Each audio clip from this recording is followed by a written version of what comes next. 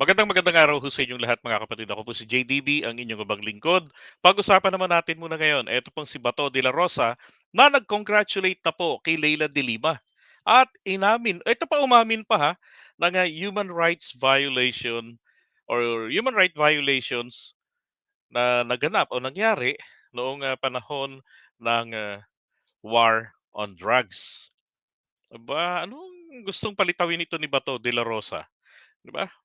Eto, sabi rito, inamin ni Senator Ronald Bato de la Rosa na nagkaroon ng paglabag sa karapatang pantao sa kampanya kontra illegal na droga sa nagdaang administrasyon ni dating Pangulong Duterte. Totoo naman, 'di ba? Totoo naman talaga na nagkaroon.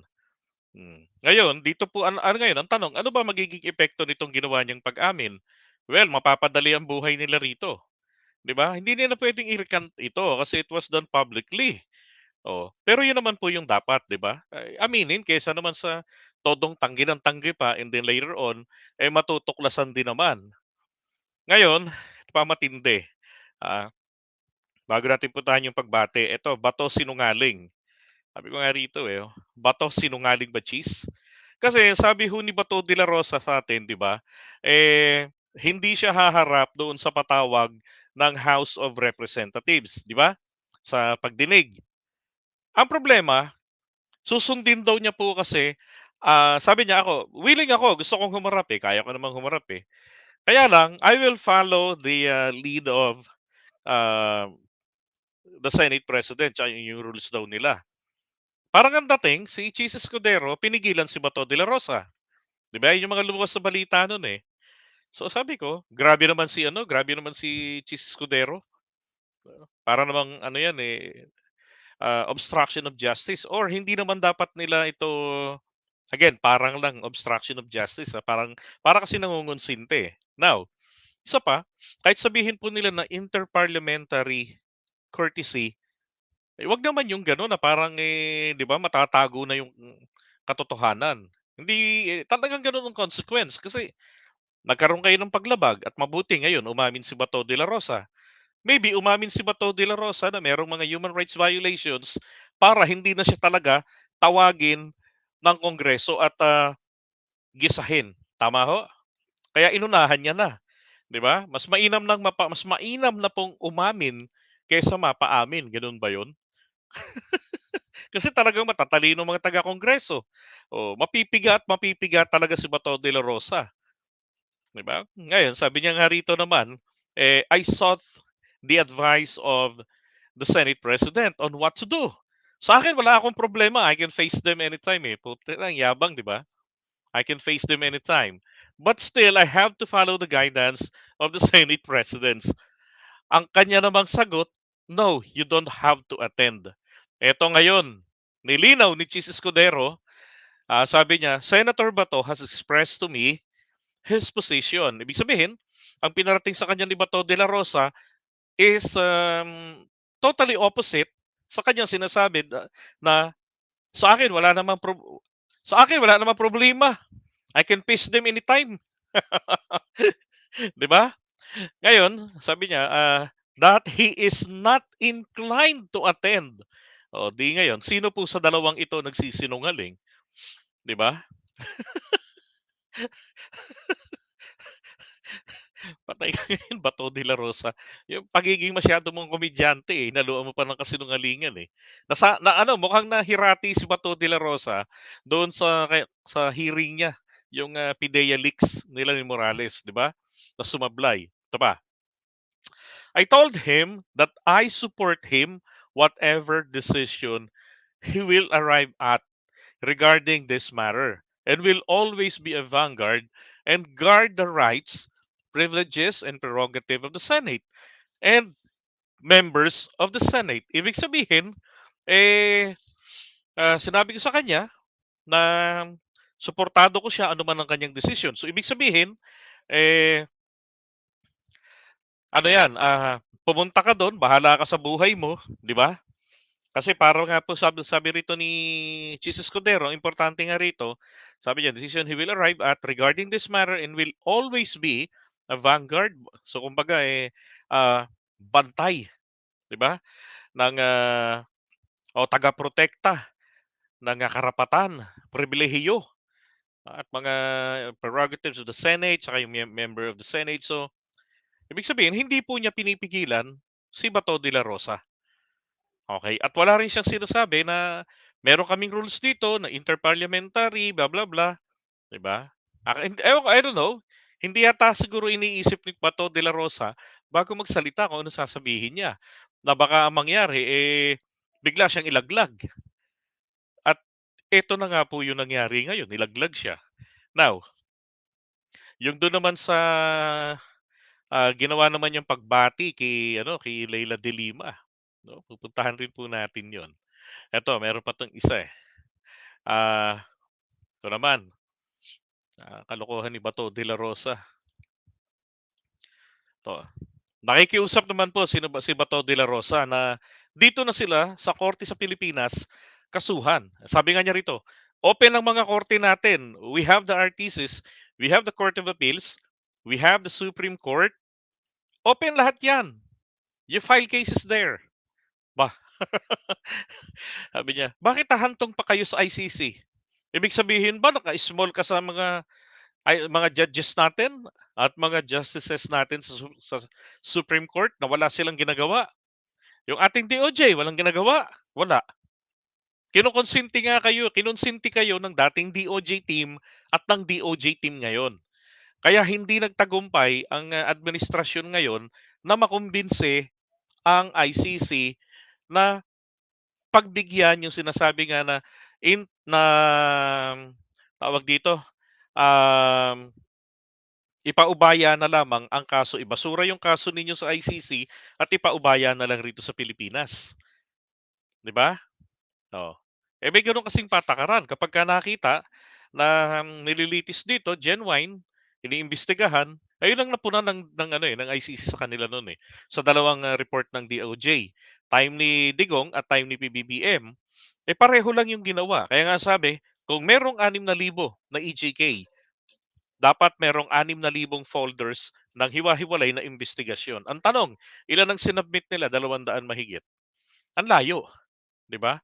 Tapos ilang taon na yung lumipas. Dapat meron na mga solido na at least mga 3,000 na folders na naimbestigahan na thoroughly, 'di ba? Siguro 'yun makukumbinsi nila ang ICC na totoo yung ginagawa ng gobyerno natin para sa regarding dito sa kanilang kaso, kaso hindi.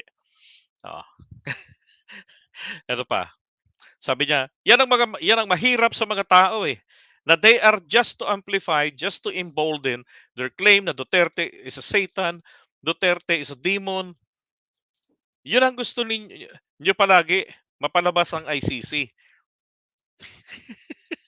Ay unang-una, hindi naman taong bayan nagsasabing Duterte is a demon, eh, or Satan, eh, 'di ba? Siya mismo, eh, yung mga ginagawa niya kasi, bunganga niya, hmm, paano niya nga mura-murahin yung kapwa niya, pati ang Diyos minura niya. 'Di ba? At higit sa lahat yung walang patumanggang patayan noon sa loob ng 6 na taon, tinigil yung war on drugs, nag-evaluate tapos ibinalik, wala rin namang pinagbago. Palpak na sa unang part, itinuloy pa, same aspect din, same same style din. Umaasa kayo na ma-wipe out yung illegal drugs sa Pilipinas, palpak yung unang sistema niyo, inulit niyo lang din, tinuloy niyo, yun din yung sistema, palpak pa rin. Anong tawag dun? Kabaliwan. Sabi nga, 'di ba? 'Pag paulit-ulit mong ginagawa ang isang bagay na palpak naman ang resulta, umaasa ka ng isang end, isang kabaliwan 'yan. Ngayon, eto naman ay na ano siya, nakipag-usap naman po dito not really nakipag-usap, sorry. Nag-congratulate siya, bumati naman po siya ng, "Congratulations, Leila." Ayan, okey, hold on 1 sec.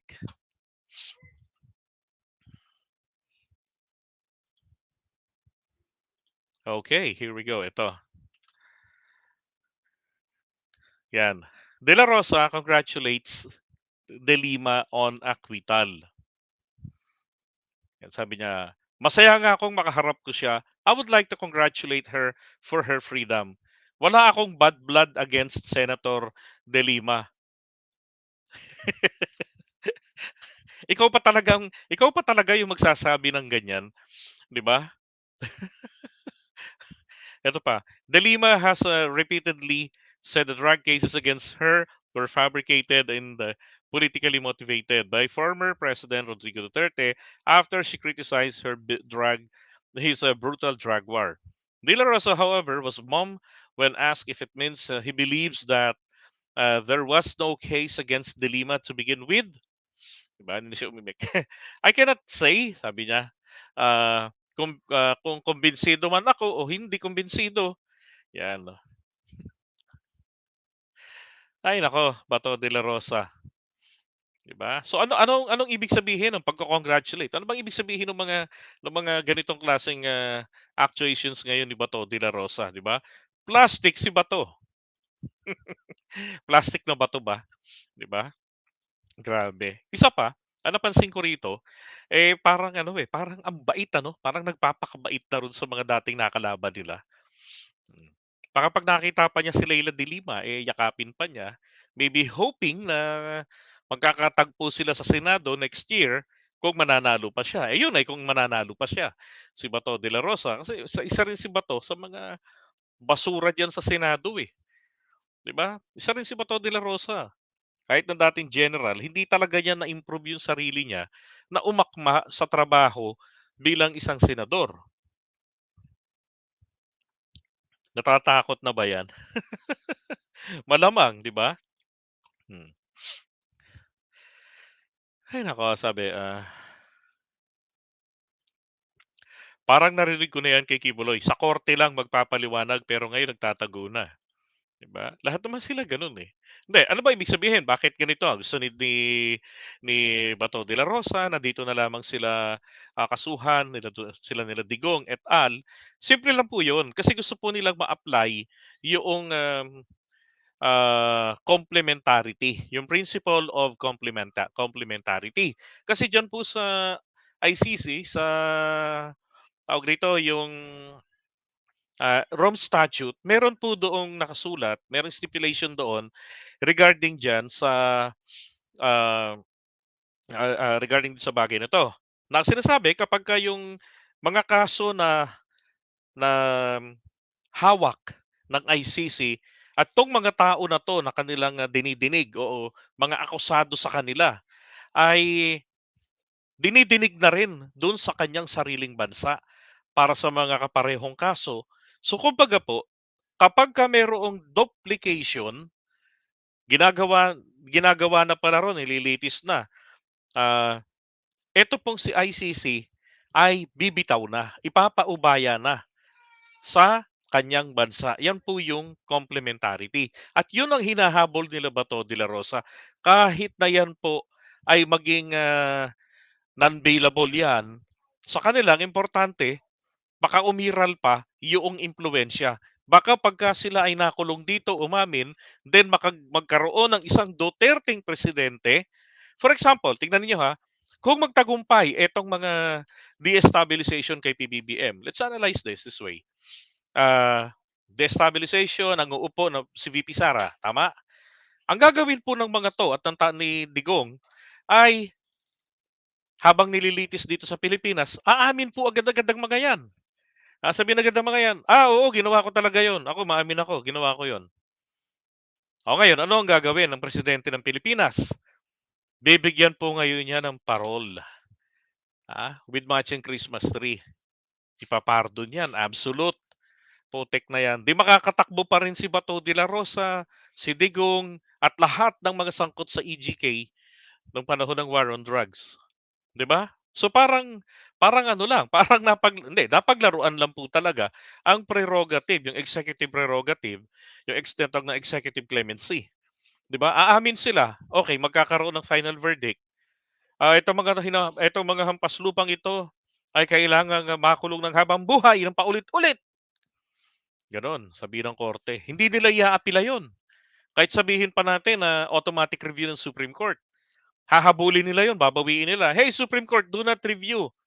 Tinatanggap namin na makukulong kami for life, life sentence." Ngayon, ang bagong presidente kapagka nakasulot ng puwesto kay PBBM, siya ang magbibigay ng kalayaan through executive clemency. Absolute pardon 'yan. Oh, eh, di wala, parang walang nangyari, 'di ba? Hindi nasira ang kanilang NBI, oh, kundi malalagay lang sa parang nangyari kay Robin Padilla, 'di ba? He was convicted. Hmm. Tapos na ma-convict siya, si Robin Padilla, ang mangyayari pagkatapos na-convict si Robin Padilla, 'di ba, gumawa sila ng batas para, tawag dito, mapalaya siya. So nagkaroon siya ng, napalaya siya kasi umikli, kalahati ng term nung pagkakakulong ng parusa na serve na ni Robin. Parang 6 years yata yung kulong pero naka 3 years na siya habang nililitis ang kaso. So nakalaya. Pero limited na lamang po yung kanyang, kumbaga yung kanyang, civil liberty. Now, pagdating po ngayon rito sa ano, pagdating naman dito sa presidente na si Duterte, eto na nga yung ginawa ni Duterte. Binigyan ng absolute pardon si Robin Padilla. Kaya nakapagkandidato si Robin at naging senador pa po natin, 'di ba? Same with Padilla. Kita nyo kung anong discarding gusto nilang mangyari. Kung nag-ICC yan, nakakulong silang dalawa ni Digong at tsaka mga kampo nila, 'di ba? And Sarah to follow daw.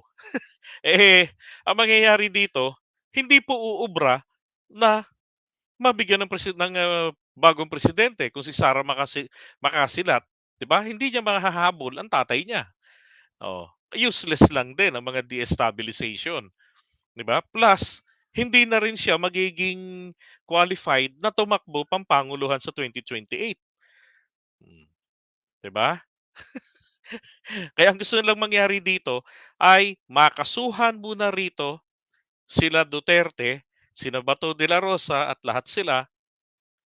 Kapag nangyari yan na nasampahan ng kaso dito, diyan na po nila ngayon yan talagang todo-todo to the max ang destabilization. Para 'pag oras na nakasiguro tanggal na ang pangulo natin ngayon, si Sara na ang nakaupo, 'di ba? O kung hindi man si Sara, for example, tumanggi si Sara na, "Oops, ayoko, resign na lang ako. Total babalik din naman ako ng Davao," sabi ng nanay ko. Ang mangyayari rito si Chis Escudero magiging presidente, 'di ba? Oh, ang tanong, hindi kaya posible na pagbigyan sila ni Cheese ng, absolute pardon? 'Di ba? We can say, we can tell. Pero that is possible. Kaya 'di ba kita yung mga kalokohan nitong mga 'to?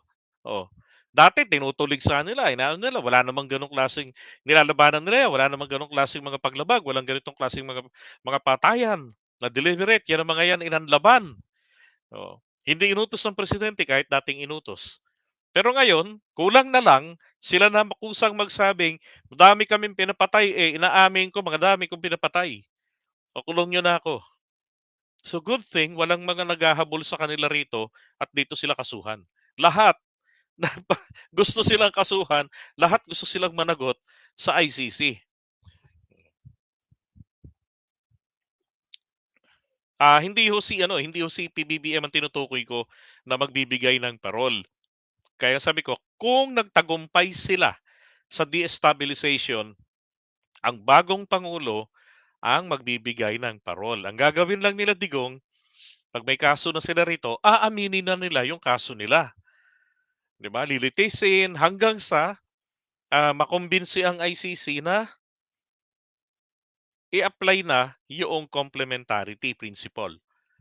They give up na si ICC. Hindi naman nila pwedeng sabihin na, "Oy, niloko niyo lang kami, nabudol kami." 'Di ba? Mag-aama pala kayo. Balik sa amin uli ang jurisdiction, 'di na po pwede 'yun. That's double jeopardy. Hawak na nila, binitawan nila, 'di ba? Okay, so gano'n po. Loko 'tong mga ano, 'tong alagad ni Tatay Diggs, eh.